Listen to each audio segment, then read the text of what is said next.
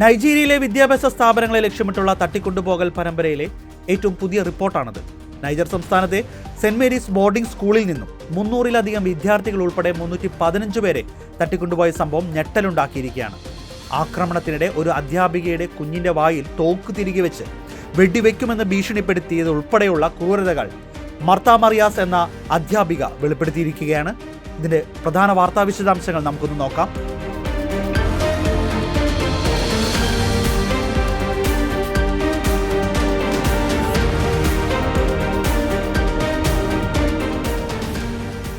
നൈജീരിയയിലെ Niger സംസ്ഥാനത്തുള്ള saint Mary's boarding സ്കൂളിലാണ് 303 വിദ്യാർത്ഥികൾ ഉൾപ്പെടെ ആകെ 315 പേരെ വെള്ളിയാഴ്ച പുലർച്ചെ നടന്ന ആക്രമണത്തിൽ അക്രമികൾ തട്ടിക്കൊണ്ടുപോയത്.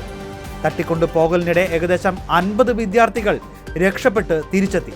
നിലവിൽ 251 വിദ്യാർത്ഥികൾക്കും 12 അധ്യാപകർക്കുമായി തിരച്ചിൽ തുടരുകയാണ്. ഒപ്പം സമീപത്തെ വനമേഖല കേന്ദ്രീകരിച്ചാണ് സൈന്യം, പോലീസ്, പ്രാദേശിക വ്യക്തികൾ ചേർന്ന് അന്വേഷണം നടത്തുന്നത്. അധ്യാപികയായ മാർത്ത മത്തിയാസ് പറയുന്നതനുസരിച്ച് അക്രമികൾ തൻ്റെ ഭർത്താവിനെ അത് തട്ടിക്കൊണ്ടുപോയ ജീവനക്കാരിൽ ഒരാളാണ്.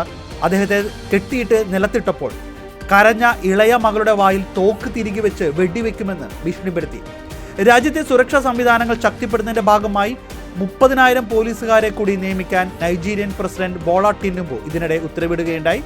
കഴിഞ്ഞ ആഴ്ച കവാര സംസ്ഥാനത്തെ പള്ളിയിൽ നിന്ന് തട്ടിക്കൊണ്ടുപോയ പാസ്റ്റർ ഉൾപ്പെടെ 38 പേരെ മോചിപ്പിച്ചതായി പ്രസിഡന്റ് ടിനുബു അറിയിച്ചു. എങ്കിലും ഇതിനു മുമ്പ് കെബി സംസ്ഥാനത്തെ ബോർഡിംഗ് സ്കൂളിൽ നിന്ന് തട്ടിക്കൊണ്ടുപോയ 25 പെൺകുട്ടികളെ ഇപ്പോഴും കണ്ടെത്താനായിട്ടില്ല.